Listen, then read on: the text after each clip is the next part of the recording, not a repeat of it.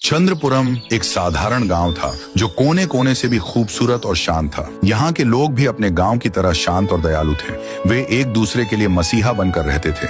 मगर सूरज ढलते ही यह शांति एक डरावने सन्नाटे में बदल जाती थी। और फिर आती थी वह रात, अमावस्या की सबसे गहरी रात। और फिर उस गहन अंधेरे से निकलती थी वह अजीब भयानक आवाज। बाबूलाल जो चौकीदारी करता था, अचानक काला साया आकर उसे टकराता था और वह पलक झपकते ही गायब। अगर कोई बच्चा गलती से भी घर के बाहर निकल पड़ता तो वही काला साया आता और उसे पकड़कर अपने साथ अंधेरे में खींच ले जाता था। अमावस्या की रात को कोई भी किसान या गांव वाला जो बाहर निकलता था वह कभी लौटकर नहीं आता था।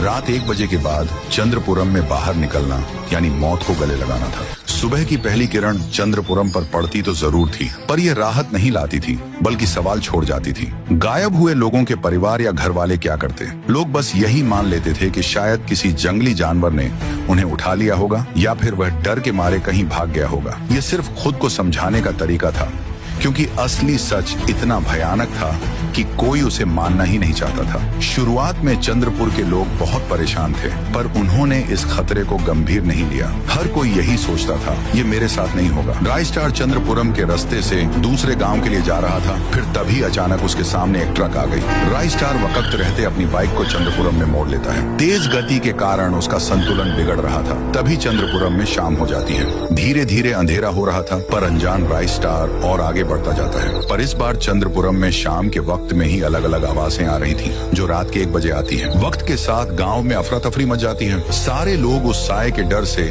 अपने अपने घर में अंदर घुस रहे थे। किसी का बदन थर थर कांप रहा था तो कोई पसीने से लथपथ था। पर फिर भी रायस्टार आगे बढ़ता जाता है। उसको काले साए के बारे में कुछ पता नहीं था। पल भर में इतनी शांति देखकर रायस्टार सोच में पड़ गया, इतनी जल्दी सब कहाँ गए? तभी एक आदमी उतर जाओ, जरा भी देर मत करो, और नीचे उतरा। वह आदमी बोला, अगर मरना नहीं है तो चलो मेरे साथ। रायस्टार बिना कोई सवाल किए उस आदमी के साथ दौड़ पड़ा। दोनों एक घर में घुसे और पुरानी खिड़की के पास रुक गए। रायस्टार कुछ समझ नहीं पा रहा था। उसने घबराए हुए आदमी से पूछा, तुम मुझे इतनी हड़बड़ी में यहाँ क्यों लाए? गांव में चल क्या रहा है? सब लोग कहाँ हैं? आदमी की आंखों में डर था। उसने कांपती आवाज में कहा, भाई ये गांव मौत का पिंजरा है। अमावस्या की रात जो भी बाहर निकलता है उसे एक काला साया उठा ले जाता है, इसलिए तुम्हें खींच लाया। सारे बाबा आए पर कोई फायदा नहीं हुआ। रायस्टार के रोंगटे खड़े हो गए। तभी बाहर से दबे पांव चलने की आवाज आई। 2 आदमी एक मरे हुए इंसान को कांधे पर लाद कर गांव के बाहर जा रहे थे। रायस्टार पेड़ के पीछे छिप गया। ये लोग लाश को कहाँ ले जा रहे हैं? उसने सोचा और उनका पीछा किया।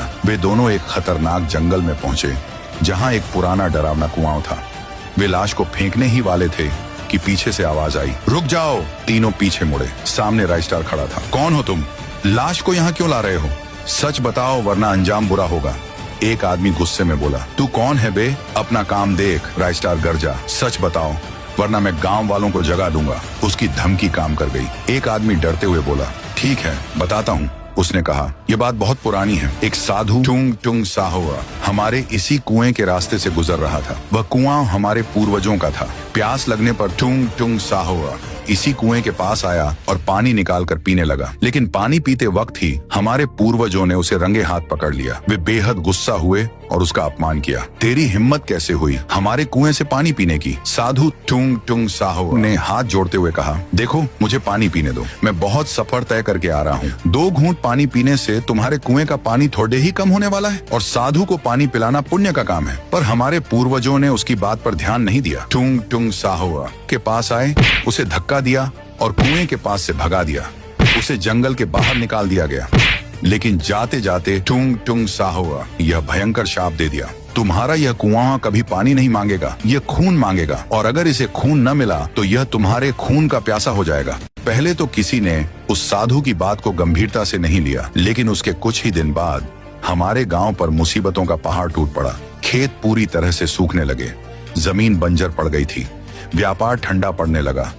दुकान पर एक मच्छर तक नहीं आता था। भूख की करीब तक की नौबत आन पड़ी। घर में सब लोग बीमार पड़ने लगे। कोई खांसते खांसते दम तो ढा देता तो किसी को अचानक दिल का दौरा आ जाता।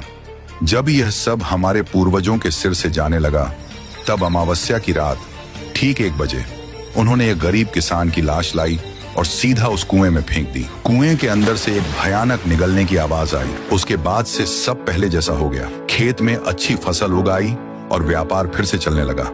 अगर हम हर अमावस्या की रात को एक बलि नहीं देंगे तो हमारे घर में औरतें, बच्चे मारे जाएंगे। ये सुनकर राइस्टार दंग रह गया। उसके चेहरे पर भयंकर गुस्सा छा गया। तुम 4 की जान बचाने के चक्कर में 40 लोगों को मार रहे हो? ये तुमने गलत किया है, इसकी सजा जरूर मिलेगी।